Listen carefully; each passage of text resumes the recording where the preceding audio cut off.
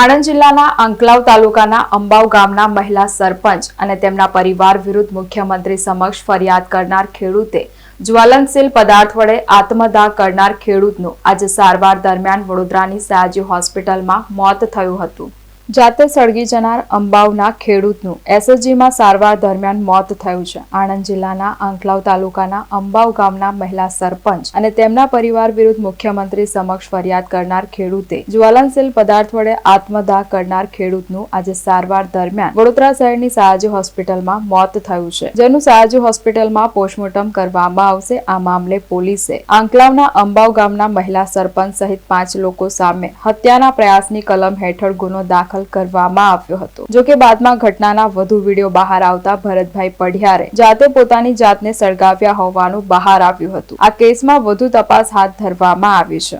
video ચાલુ કર એ જાતે કર્યો ને વિડિયો ચાલુ કર જાતે કર્યો વિડિયો ચાલુ કર તું એટલે ગાડી જા પણ કશું કર્યું નહીં આપણે આખું ગામ નહીં જોતું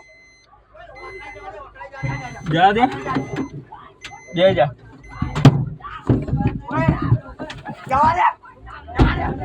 જા દે